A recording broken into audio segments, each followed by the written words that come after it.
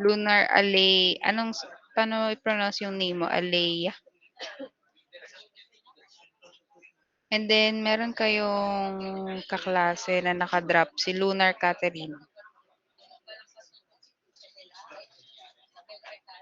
Tama ba na naka-drop na 'to or ano? Opo ma'am, nag-drop na daw po. Okay. So, next, Makaraeg, Present po, ma'am. Makalintal, Edward Ramil, wala, Manalo, Benz, wala din,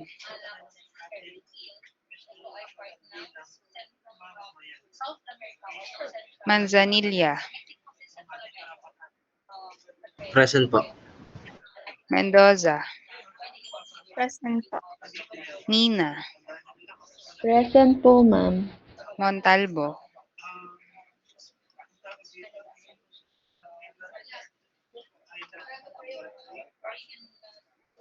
Mosca, Present po. Natanawan, Present po. Perez, Present po. Radones, Present po, ma'am. Rafa, Present po. Ramos, Present po, ma'am. Ramos Raisa, Present po. Saltok, Jose, Present po. Tabernero, Present po, ma'am. Torino, Present po. Venco, Present po, ma'am. Villanueva, Present po. and Villar. Present po, ma'am.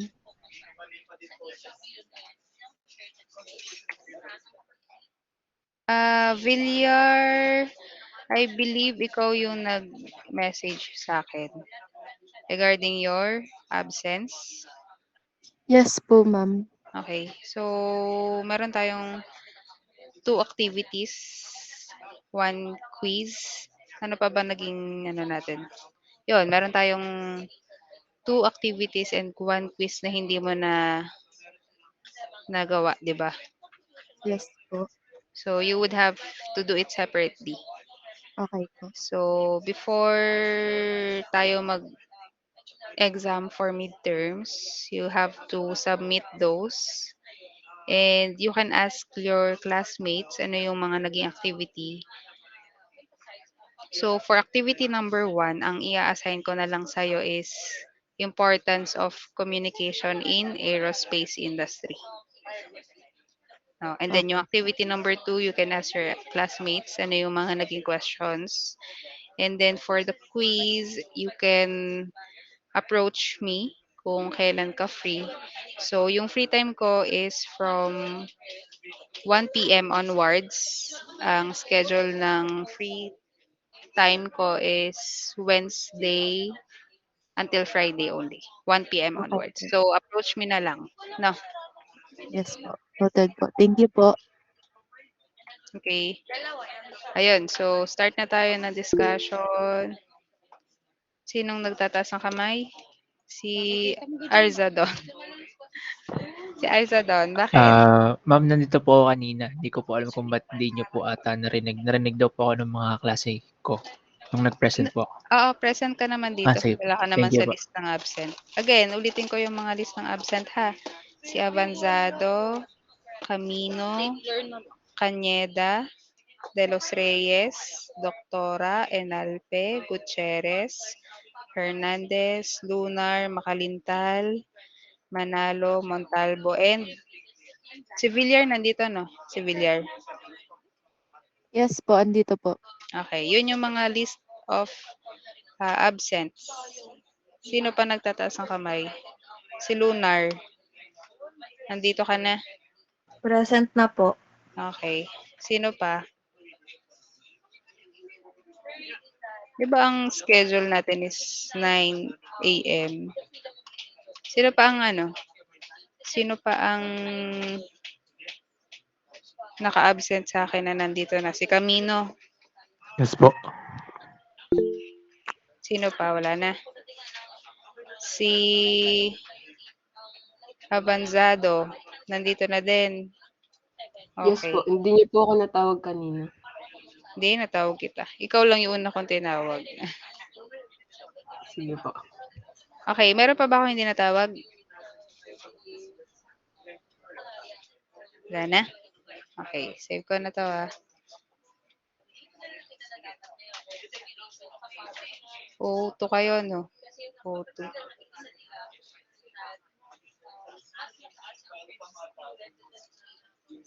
Okay, so saan tayo natapos last time?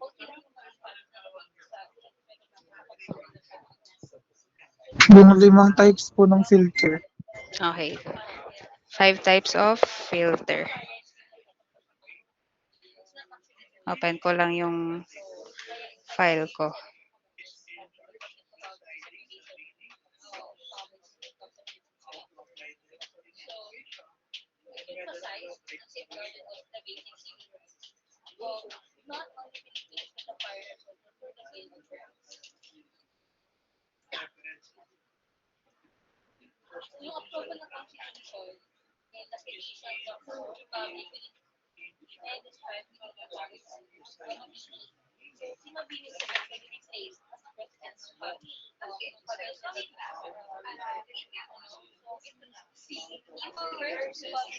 Okay. So, yung nare-recall ko is na-provide ko na sa inyo yung circuit for bandpass filter and yung formula na gagamitin. No? So, yun. Ulitin lang natin. Ano nga ulit yung mga types of filters na meron tayo?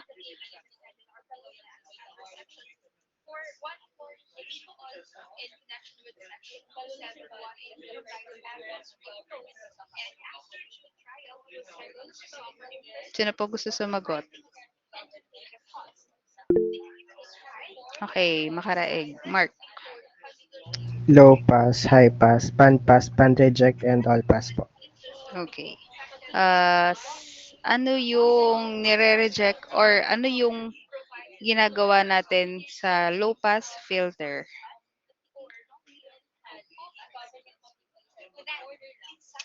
Ano yung signals na nire-reject natin? Ano yung signals na ina-accept natin for the low pass filter? John Lay? Ang nire-reject po yung mga signals na hindi po kabilang sa band po ng low pass filter. Tapos ang ina-accept lang po yung mga nasa low pass po. Ano yung hindi kabilang sa low pass filter? Sila yung nasa above ng cutoff frequency. No. So how about high pass filter? Si Leonard. Nire-reject po yung mga nasa below cut-off. Yes. And then how about band reject or band stop?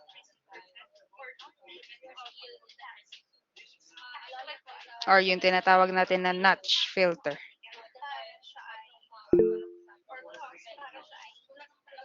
Kurt. Accept po yung nasa F-notch.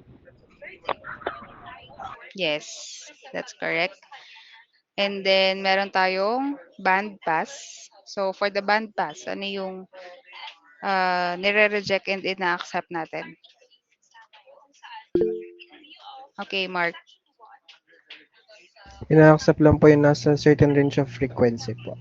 Yes. So F1 and F2, which is naka-enclose siya doon sa ating center frequency. So all other signals is nire-reject niya. And kung ano yung nasa range ng frequency around the center frequency, yun lang yung ina-accept niya. Okay? And then yung all-pass filter naman is all signals are being accepted. Meron lang tayong nagiging phase shift. No? So, next naman na topic na i-discuss natin is the Sorry. Meron pa pala tayong mga terminologies dito. So, yung terminologies na na-encounter natin or pwede natin ma-encounter in this topic is the passband. So, for the passband, yun yung mga range ng frequencies na ina-accept natin. So, for example, dun sa low pass filter, ay na-accept natin na signal is yung below the cutoff frequency, yun yung passband natin for the low pass filter. For the high pass filter naman, ang passband natin is yung signals above the cutoff frequency. So, and so on. So, for different types of filters, meron tayong different passband. So, different signals na ina-accept.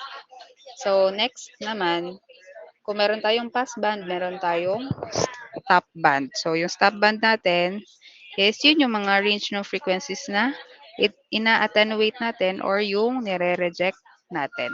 No? Then, meron tayong attenuation. So, this is the amount by which undesired frequencies in the stop band are reduced. Meron din tayong insertion loss. So, ito yung loss na ini-introduce sa signal sa passband. So, sa passband daw, meron pa rin tayong loss sa signal. No, and then yung impedance, so yun yung resistive value. So, dun sa impedance natin, meron tayong mga na-discuss na inductive and capacitive reactance, which is sila yung mga impedance natin. So, nagre-resist sila ng flow of current or energy. And then, meron tayong ripple. So, ito yung amplitude variation with the frequency in the passband. And then, other terms na meron tayo is the shape factor. So, in shape factor, merong pinapakitang formula dito, which is just the ratio of the bandwidths in the negative 40 decibel and negative 3 decibel. So, in this case, meron tayong sample na 14 kilohertz in the negative 40 decibel and then 6 naman do sa negative 3 dB. And yung shape factor niya is 2.3. So, ratio lang siya. So, yung shape factor natin, it is also known as the bandwidth ratio. So, it is the ratio of the stop bandwidth to pass bandwidth and of a bandpass filter. So, yung bandpass filter natin, meron daw siyang stop bandwidth and pass bandwidth. And yun yung pagkuha ng shape factor natin is just the ratio of those. And then meron tayong pole. So pole is a frequency at which there is a high impedance in the circuit. So kapag daw meron tayong high impedance in the circuit, yun yung frequency wherein yung circuit natin is with high impedance. Zero. So this term refers to a frequency at which there is zero impedance. And then envelope delay or the time delay is the time it takes for a specific point on an input waveform to pass through the filter. Then roll off or also called as attenuation rate. So, it's the rate of change of amplitude with frequency in a filter. So, yun yung mga terminologies natin na ma-encounter in this topic. So, that's just the definition of those. So, yung iba naman is na-discuss na rin natin. So, yung iba is mga bago sa pandinig nyo. So, yan yung mga definition.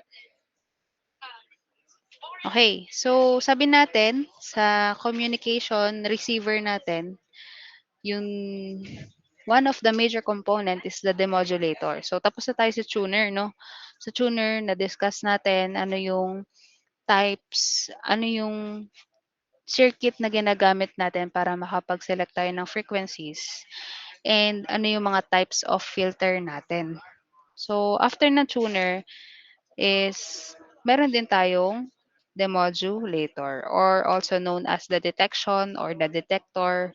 So, yan yung tinatawag natin sa demodulator. No? So, by definition, detection or demodulator of a radio signal is the process of separating RF carrier wave from AF intelligence wave. So sabi natin, yan yung nag-extract ng RF signal and AF signal.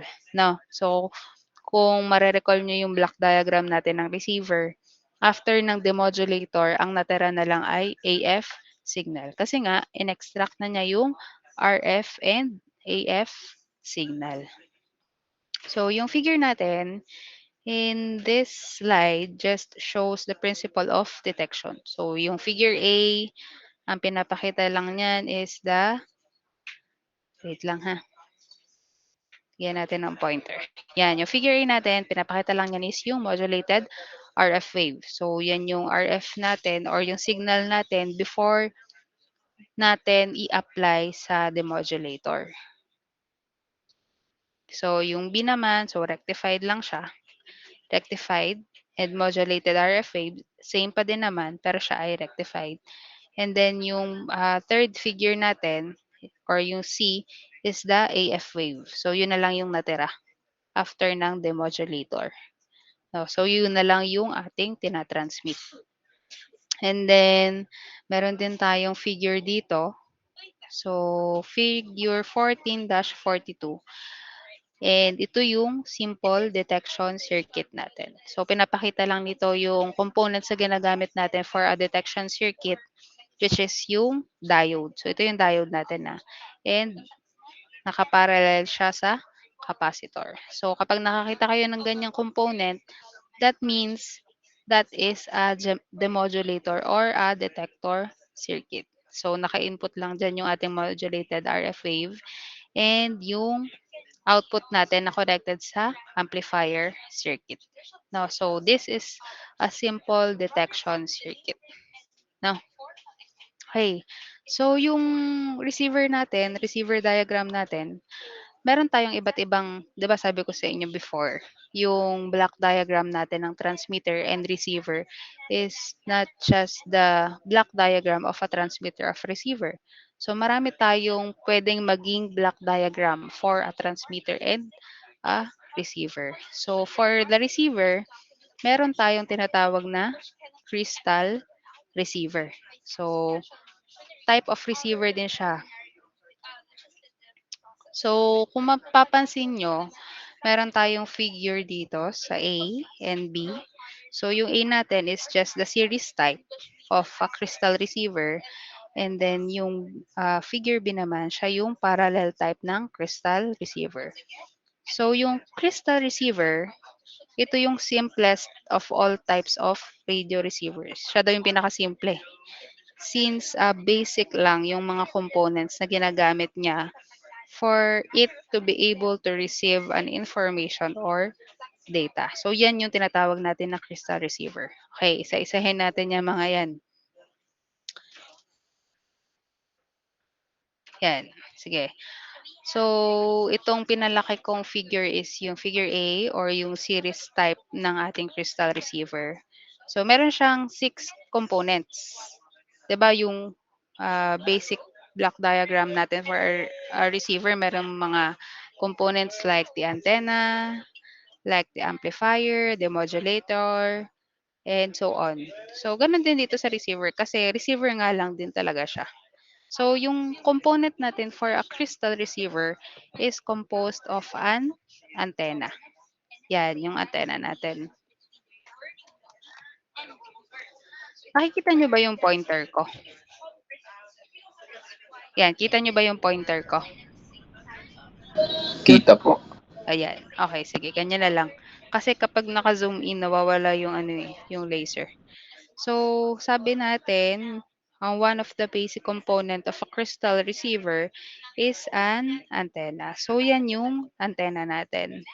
Again, ang function niya is to capture the RF signal or the modulated signal. So, ganun pa rin yung function yan. And then, another major component or basic component of this crystal receiver is the tuning coil. Ano sa tingin nyo, dito sa circuit na to, yung tinatawag natin na tuning coil? Yan, sa figure A. Ano sa tingin nyo yung tuning coil dyan? 'Di ba sabi natin, kapag tuning coil, inductor or coil, a coil is an inductor. Sorry, hindi tuning coil is an inductor. A coil is an inductor. So, yun na yung clue ko na binibigay sa inyo, ha. So, ano sa tingin nyo yung tuning coil in this circuit? Yung L1 po. Yes. Not necessary L1 lang siya, but the combination of L1 and C1. So, yan yung, kapag coil, L1 lang siya. Pero pag tuning coil, that is the combination of L1 and C1 or the inductor and the capacitor. So, in this figure A, meron tayong L1, C1 in series. And then sa figure B naman natin, siya yung L1, C1 in parallel. Ano? Siya yung tinatawag natin na tuning coil. And ang function ng tuning coil in this circuit is to select the specific frequency. No?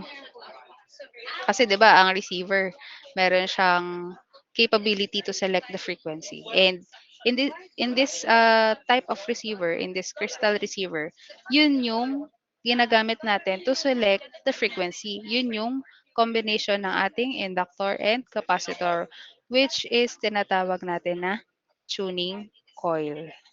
Naintindihan po ba? Yes po, ma'am. Okay. And then, another component of this crystal receiver is the crystal detector. So, sabi natin, ang detector is also called as the demodulator. And since this is a crystal receiver, kaya siya ay tinawag na crystal detector.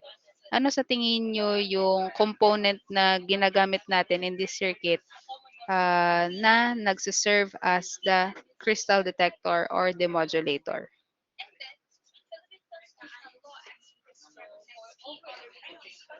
Balik natin doon sa previous slide, ha. So, sabi dito sa 14-42, ito daw yung simple detection circuit natin. And yung ginagamit niyang component for the demodulator or the detector is the diode and capacitor in parallel. So, balik natin dun sa crystal receiver natin. Alin dito sa circuit na to ang nagsiserve as detector or demodulator? Crystal detector or demodulator? Yung B1 po. D1 and C, C2. C2. Yes.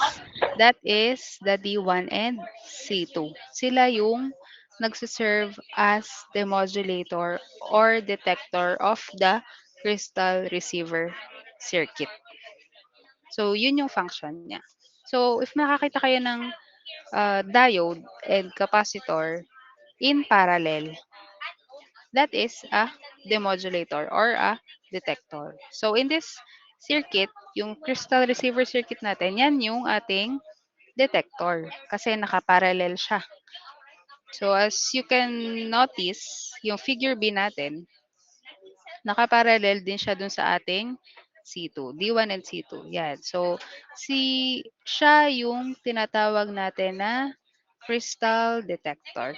No? So, siya yung nagde-demodulate. So, ulitin natin, ha. Meron tayong antenna. So, na-receive niya or na-capture niya yung signal, which is pinadaan niya dito sa tuning coil, wherein yung tuning coil, siya yung nagsaselect ng frequencies. And then, pinadaan niya dito sa demodulator. Yung demodulator natin is D1 and C2 in parallel. And then, next na dadaanan niya is the headphones. So, ito yung headphones natin. No?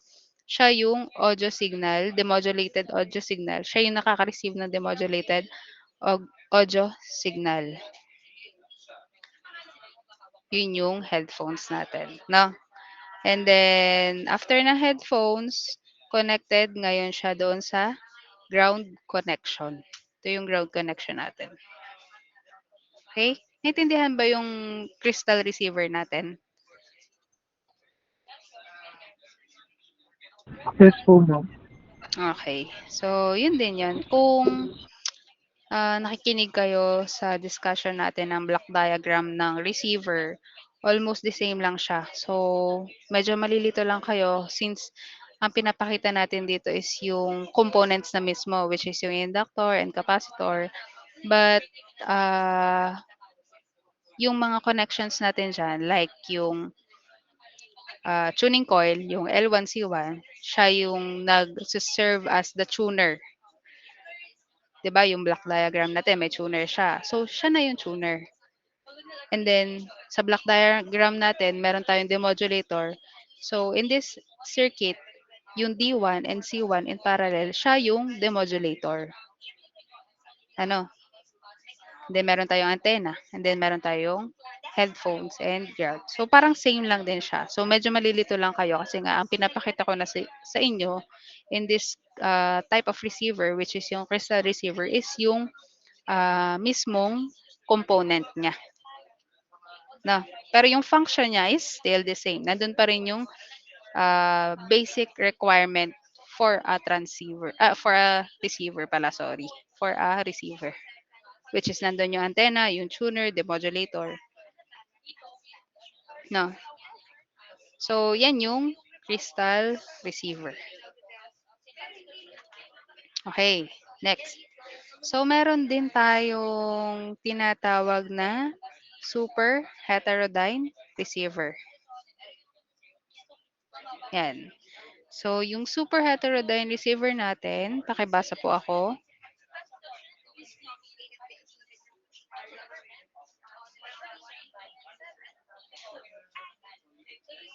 Sinong gusto magbasa?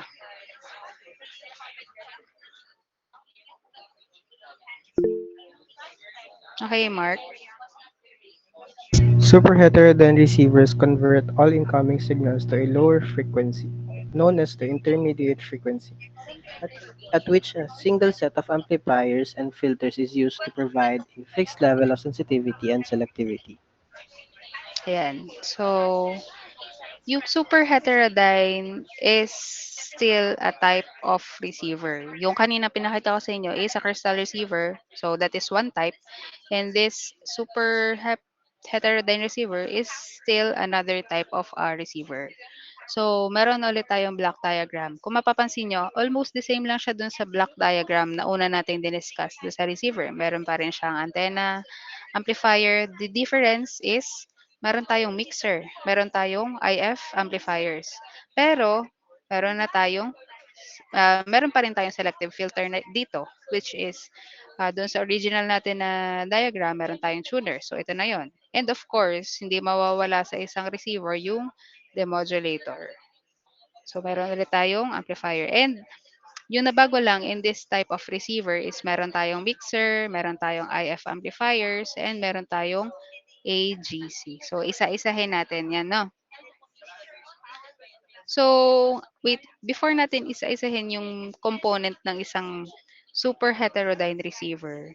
So, yung super heterodyne receiver is one type of receiver that can provide the performance na mas ano siya, mas improved yung receiver na to compared doon sa ibang receivers natin. So, yung crystal receiver, ito yung simplest type of receiver natin. Pero kung i-compare mo siya doon sa ating super heterodyne receiver, this is more improved type of receiver. Since ito yung ginagamit natin sa modern communication. Yung applications niya is ginagamit dun sa ating modern communication. Way niya ng pagre-receive ng information of data. No? Okay, so proceed tayo. Isa-isahin natin. Of course, meron tayong antenna. So, as you all know, yung antenna natin, yan yung nagpipick up ng RF signal natin. And then, finifeed niya sa RF amplifier. Which is, yung amplifier natin is tinutulungan niya na i-boost yung signal or i-increase yung signal strength. And then ito, yan, connected siya sa mixer. Ito na ngayon yung bagong component natin in this type of receiver. So, si mixer, ano sa tingin niyo yung ginagawa niya? So, pwede kayo manghula. Wild guess. Ano sa tingin niyo yung ginagawa ni mixer diyan sa circuit na 'yan or sa diagram na 'yan?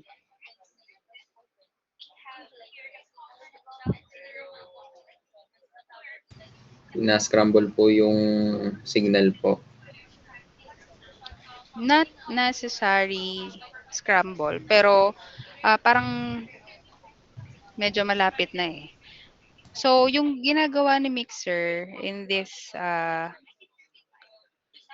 diagram is to add or minus the frequency na pumapasok sa kanya. So, usually, yung output natin ng mixer, sineselect niya yung difference ng frequency or yung, 'di ba meron tayong mga frequencies na pumapasok diyan sa mixer. Meron tayong ginagawa na addition of frequencies or difference ng frequencies. So, depende sa kanyang application. Ano? And then, meron din tayong oscillator dito or yung frequency synthesizer. So, later on, i-discuss natin siya. Hanapin ko lang yung aking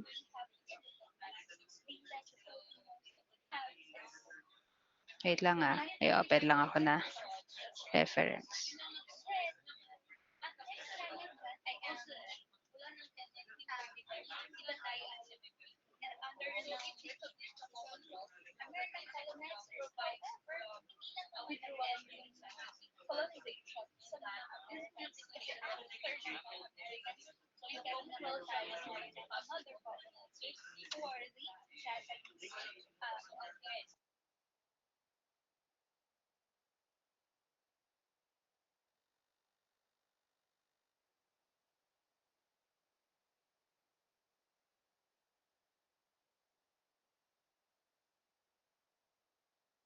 Ayan.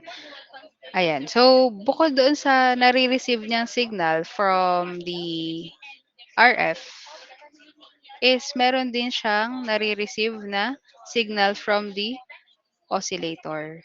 So, may nare-receive din siyang input from a local oscillator or yung tinatawag natin na frequency synthesizer. And yung output natin for a mixer is the input signal and the local oscillator signal. Ibig sabihin, yung dumadating sa kanyang signal is the local oscillator and yung RF signal. So, yun yung magiging output ngayon ni mixer. So, it could be a sum or it could be a difference ng frequencies. So, depende sa application natin, if ang gagamitin natin is a sum or the difference ng frequencies. So, in this application, sa super heterodyne, ang ginagamit natin is sum of frequency.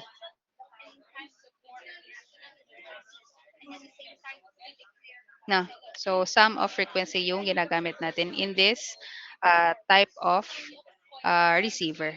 Ano? And then, meron din tayong nakita na IF amplifier. Sabi natin kay super heterodyne receiver, kino-convert niya daw yung incoming signals. So, in this case, ang incoming signals natin, yung combination natin ng RF and oscillator signal, and then kinuha niya yung sum ng frequencies nila, and then dinown convert natin siya into a lower frequency. Ano yung lower frequency na yun? Yun yung tinatawag natin na IF amplifiers.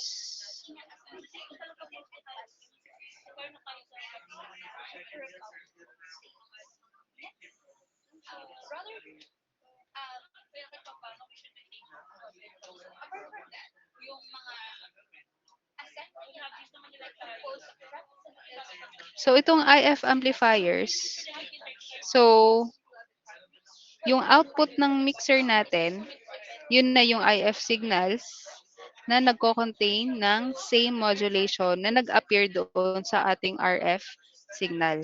So, yung signal natin ngayon na is ina-amplify by one or more different amplifiers. Kaya kung makita mo dyan, um, meron tayong two amplifiers. Pero not necessary for super heterodyne receiver is hanggang two amplifiers lang tayo. Meron tayong cases or meron tayong mga receivers na two or more yung IF amplifiers na stages na dinadaanan niya. And then, meron tayong selective filter. So, ito na yung tinatawag natin na tuner. Then, meron tayong demodulator and meron tayong AGC. So, yung demodulator naman is you already know the function or kung ano yung ginagawa niya. And then, this is the AGC. So, yung AGC, so, yun yung nag-help na mag-maintain ng constant output voltage. So, kino-conserve niya yung voltage since yung communication natin is nangyayari sa wide range of RF signals. So, another function niya, so tinutulungan niya yung receiver na mag-function over a wide range para yung signals natin is strong pa din and makapag-produce siya ng, para hindi siya makapag-produce ng distortion. So, yun yung function natin ng AGC dito. So, yung AGC, that is the automatic gain control, no? So, yun yung abbreviation natin for automatic gain control. So, yun yung AGC. Yun naman yung added na component natin in this super heterodyne receiver. And then, after ng demodulator, connected na ulit siya kay amplifier. And then, saka pa ulit siya kinonect kay speaker. So, this is just to show na meron pa tayong iba't ibang types of receiver na ginagamit.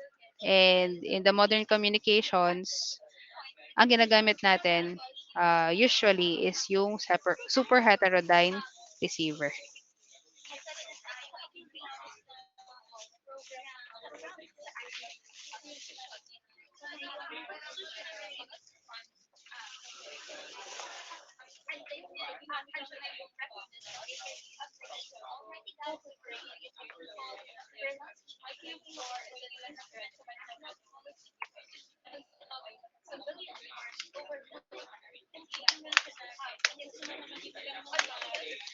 If magtatanong kayo, ano yung function ng IF amplifiers natin?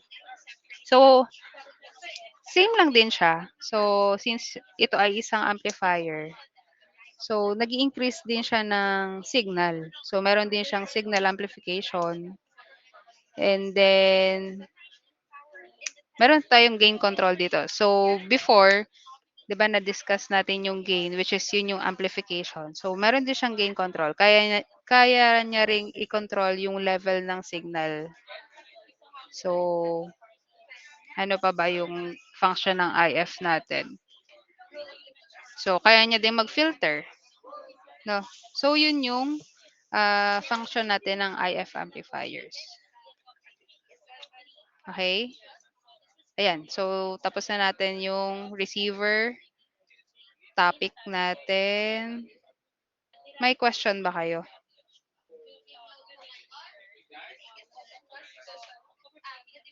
Ang mahalaga lang dyan is alam nyo yung mga major components natin ng transmitter, ng receiver, ano yung mga functions of each components, and also yung importance, and also yung paano natin siya ina-apply, and then yung mga for different types of components, ano yung mga circuits na ginagamit natin, and in those circuits, ano yung mga reactive components na ginagamit natin. Yun yung mahalaga na malaman nyo or maintindihan nyo in this topic. No, may tanong pa kayo?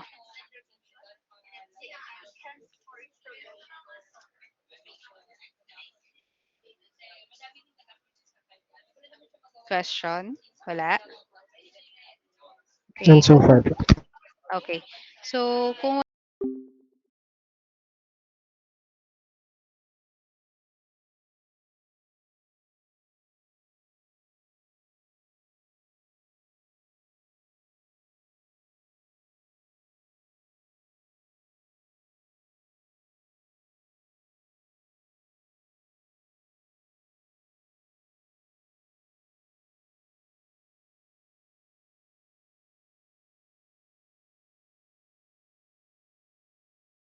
Leave ba kayo? Parang puro mga nag-leave din kayo. Na-end niyo po, ma'am, yung meeting for today. Sorry. Sorry. Sige, mag-join na lang ulit kayo. Na-end ko pala yung class natin. Supposedly yung ano lang, yung presentation lang.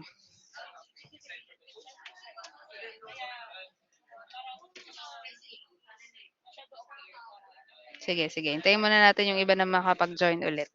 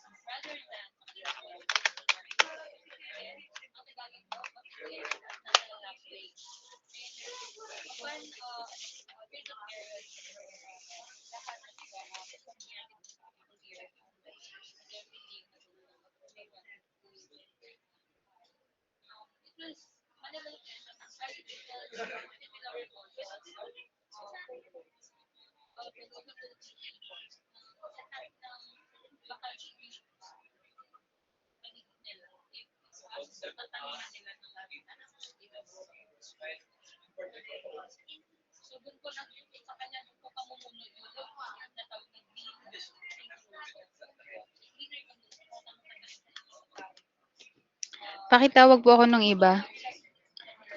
Hindi pa tayo tapos. Na-end ko lang yung ano, yung class natin.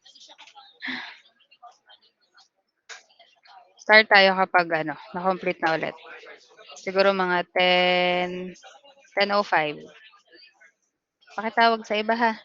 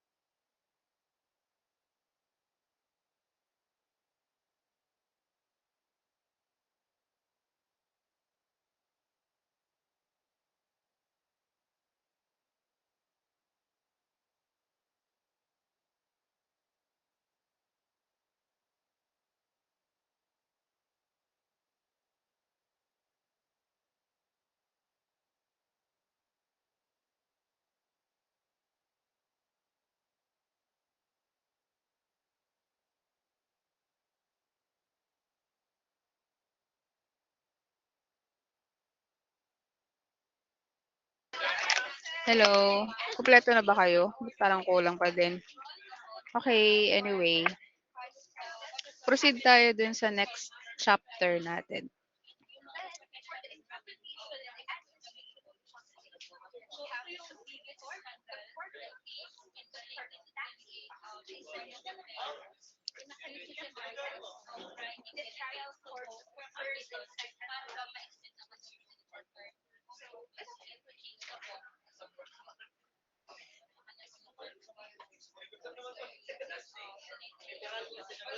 Hello.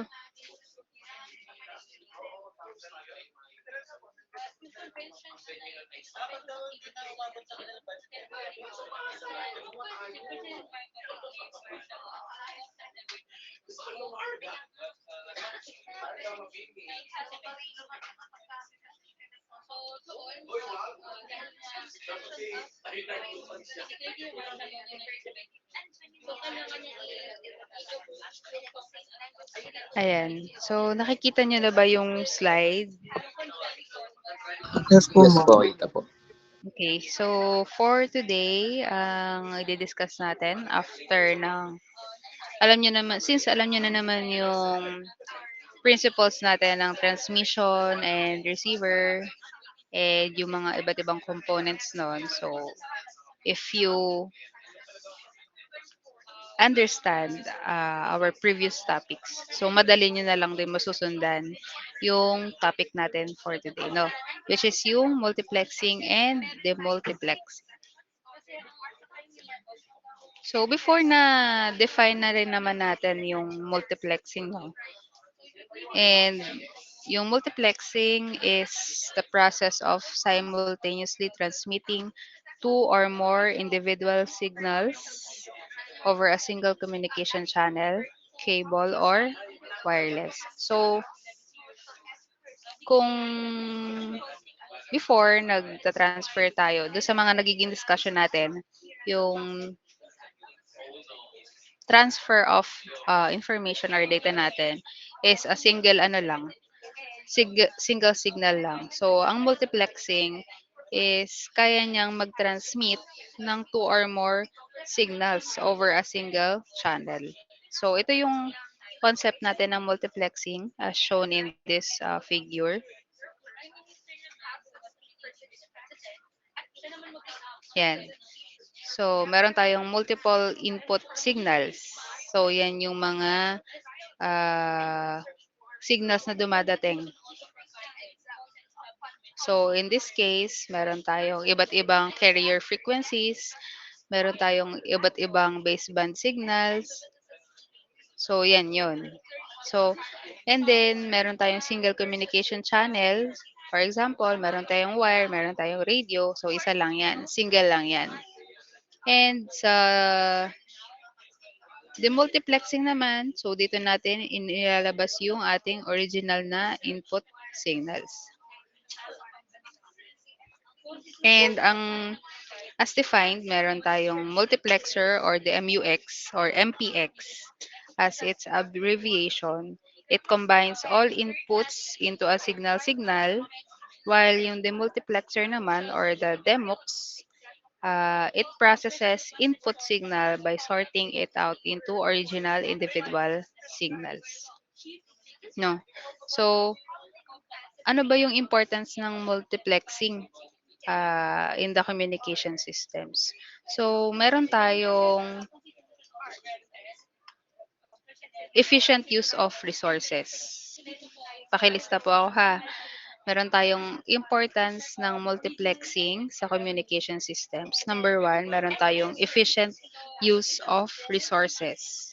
Since yung multiplexing natin, it allows multiple signals to share a common transmission medium. So, in this case, isa lang yung transmission medium niya.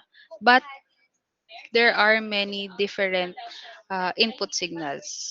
No? Kaya, efficient yung use niya ng resources. Number two, meron tayong increased data transfer capacity. So, by combining multiple signals into one, So, yung multiplexing, kaya niyang ma-increase yung overall data transfer capacity niya since iisa nga lang yung communication channel na ginagamit niya. So, nag increase din siya ng data transfer capacity. And then third, since iisa nga lang yung ah, channel or medium na ginagamit natin, so it is also cost savings. It is also an importance of multiplexing. So, cost saving siya. So, nire-reduce niya kasi yung mga physical infrastructure na kailangan for data transmission. Number four, meron tayong improved scalability. So, when more signals or users need to be accommodated, so mas madali and mas cost-effective siya to implement yung multiplexing rather than laying yung mga iba't ibang infrastructure. So, improved scalability. Number five is compatibility and interoperability. So, in-ensure niya na at different communication devices and systems, kaya niyang mag-work together. So, even if magkakaiba sila ng method ng transmission or technologies, so nagpo-promote pa rin yung multiplexing ng compatibility and interoperability between systems and networks. And then number six, meron tayong effective data transmission. Since sa data transmission under ng multiplexing, meron tayong tinatawag na time division multiplexing and frequency division multiplexing, which is madidiscuss natin later on. So, sa data transmission, kaya siya effective. So, ini-ensure niya na yung data is sent and received efficiently using these two types of transmission. Yun na nga yun, yung TDM and frequency division multiplexing, or FDM. And then next, number seven, importance of multiplexing. Kaya niya ding mag-reduce ng latency or ng delay.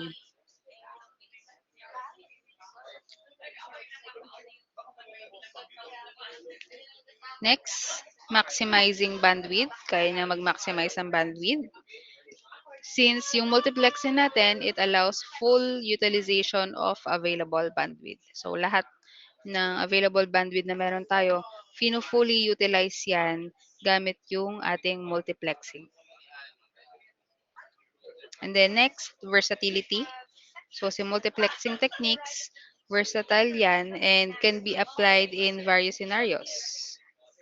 So, pwede siya doon sa ating mga wireless communication, mga fiber optics, and satellite communication. Ano? So, na-list down nyo ba yung ating importance of multiplexing? Ano yun, yung mga importance natin? Pakiulit nga po.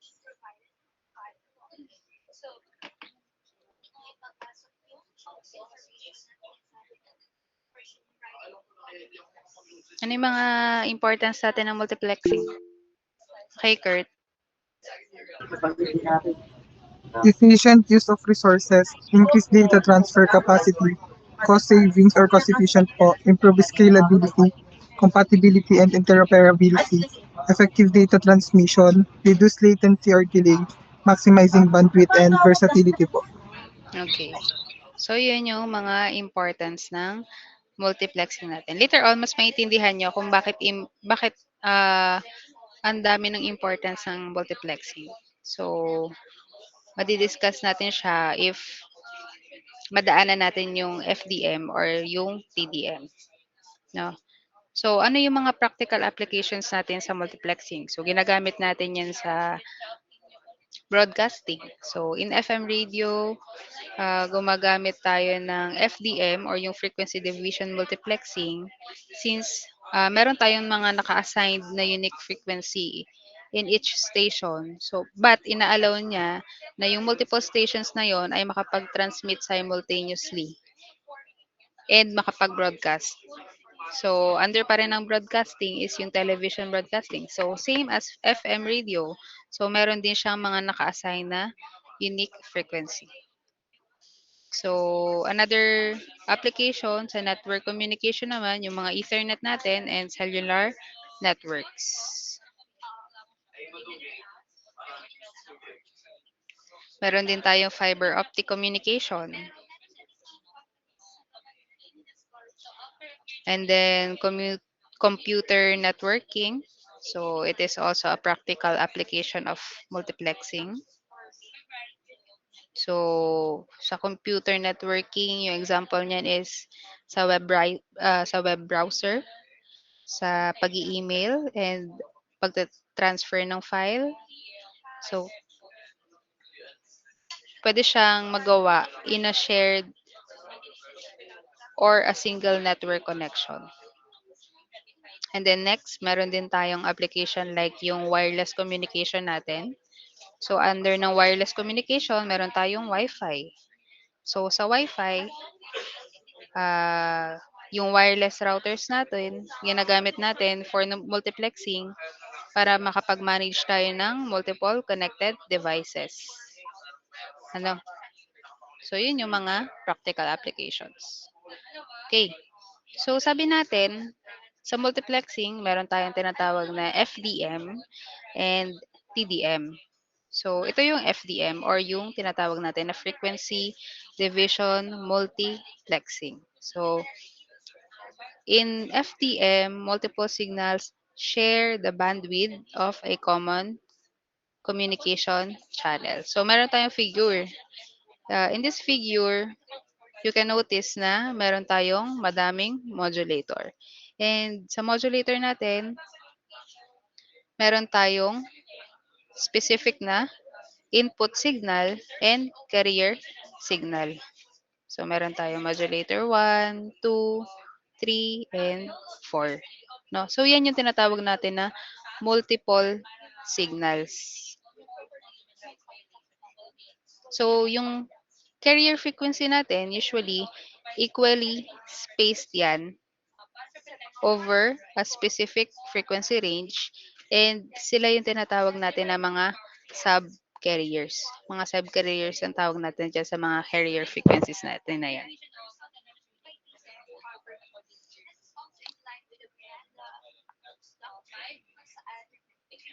So, kung medyo naguguluhan pa rin kayo, yung frequency division multiplexing natin, so, meron siyang single bandwidth na divided into smaller bandwidth. So, ito yung ano niya, yung figure niya. So, as you can see here, meron tayong single bandwidth. So, ito yung bandwidth na ginagamit natin sa overall communication channel. And yun yung red, ano ha, yung red na line natin or yung red dash natin. And then, dinivide yan into single bandwidth, which is the FC1, FC2, FC3, and FC4. So, yun yung concept natin for frequency division multiplexing.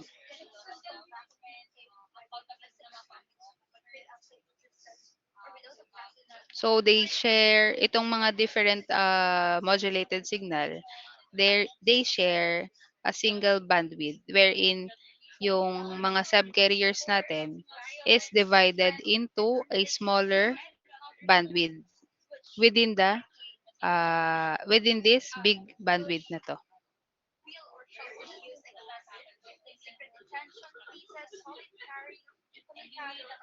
Okay? And then meron tayong connected na linear mixer, which is lahat sila nakakonect doon sa mixer.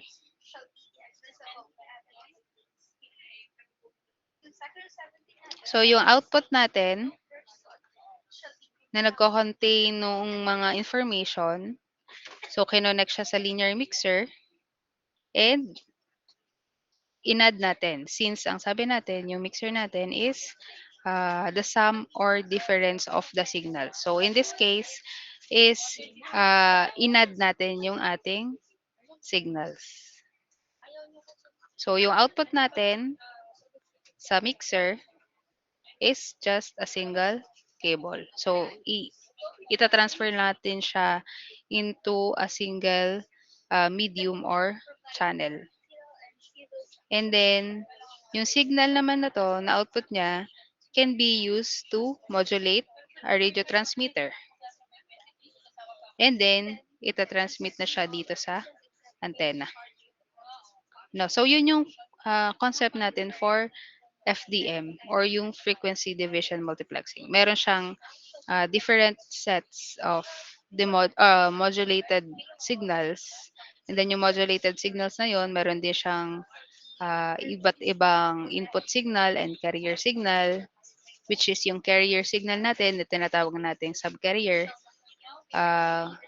It is being combined in a linear mixer wherein yung signals natin produced by these different modulators are being added.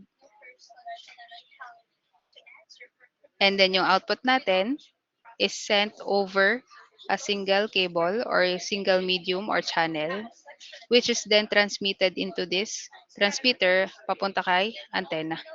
So yun yung concept natin for FDM. No?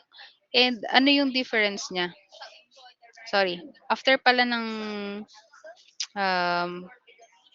modulator, so meron din tayong demodulator. So ito yung demodulator ng ating FDM. So meron pa rin tayong antenna, receiver, demodulator. So after ng demodulator, yun naman ngayon yung nagiging output niya. So kung ano yung naging input niya is yun din yung ilalabas niya after ng demodulator. Yan. So meron tayong demod 1, 2, 3, and 4. So nire-recover niya yung original signals na nanggaling doon sa ating transmitter. And before pala tayo dumaan dito sa demodulator, meron siya mga bandpass filters. So yung mga bandpass filters na yon, yun yung tuner natin wherein sinaselect natin yung frequencies.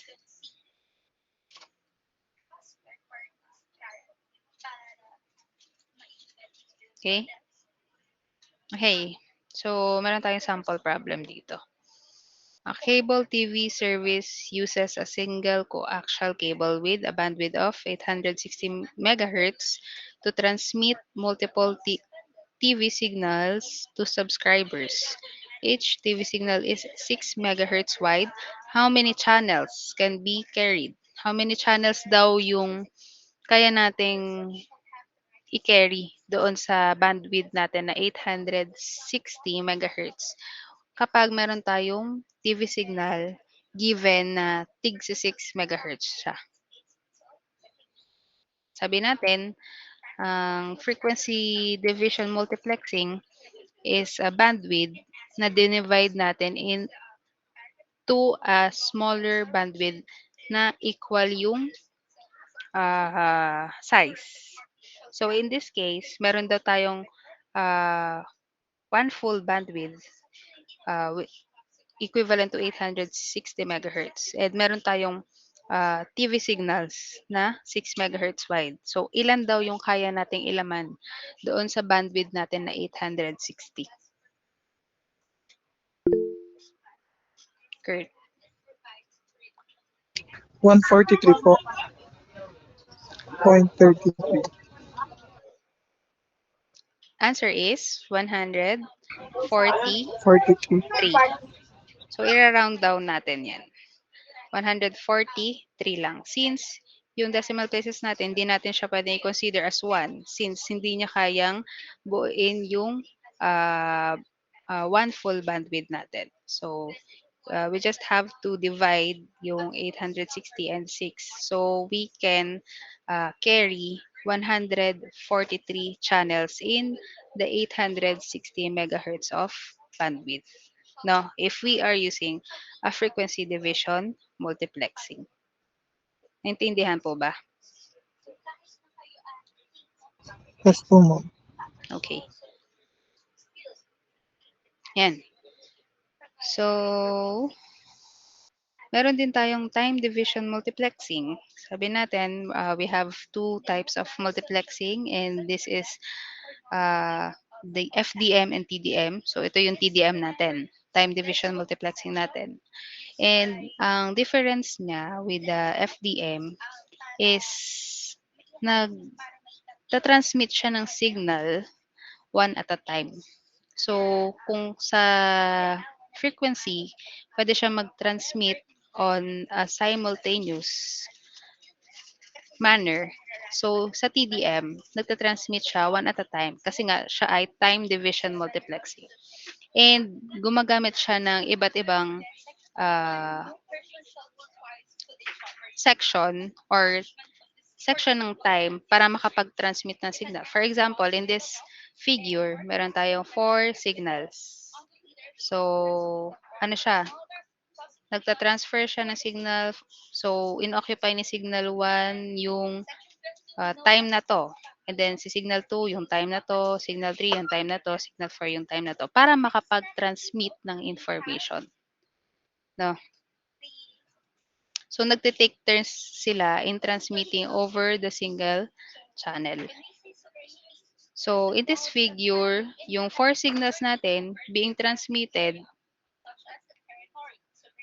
is allowed to use the channel for a fixed time. So, fixed time yung ginagamit nila para makapag-transmit ng information, and yung bandwidth na ginagamit nila is yung entire bandwidth ng channel.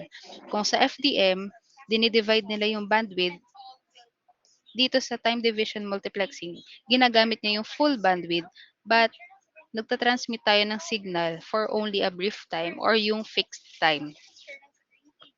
Naintindihan po ba? Yung difference ng dalawa.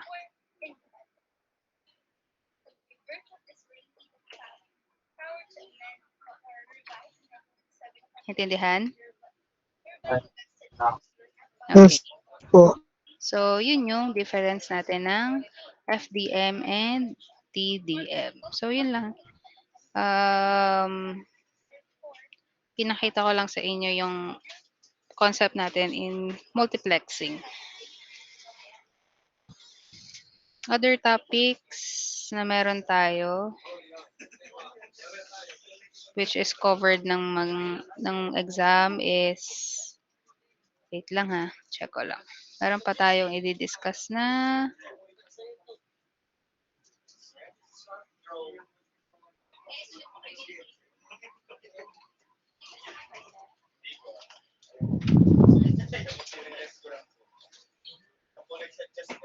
digital data transmission. So, sa digital data transmission, madidiscuss natin yung FSK, PSK, QAM, and OFDM. And yung importance ng digital data transmission. So, one topic na lang. No? So, kaya pa naman natin humabol this week before tayo mag-exam kung walang magiging klase next week.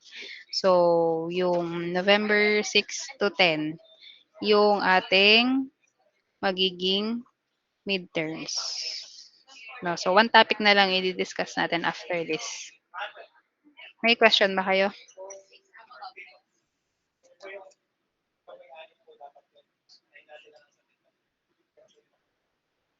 Wala? Wala naman po. Wala na. Okay. Naintindihan ba yung yung diniscuss ko or may tanong kayo?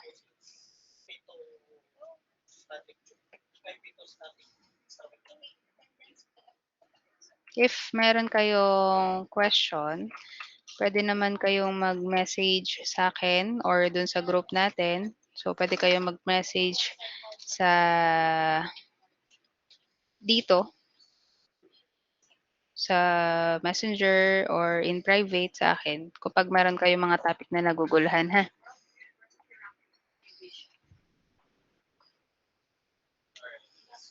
Okay. Kung wala na kayong question, I think pwede na natin i-end yung class natin. So, one topic na lang yung i-discuss natin, and kailan tayo magmi-meet?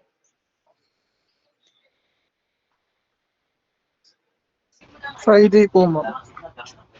So, sa Friday, online na lang tayo ng Friday.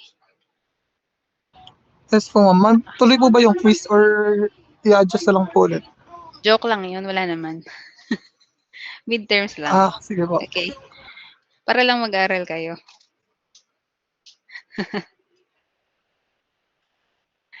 Okay, so yun. Kung wala na kayong concern, pwede na natin i-end yung class. Thank you sa pag-attend. Thank you po, ma'am. Thank you. Thank you po. Bye-bye. Thank you po, ma'am. Thank you po.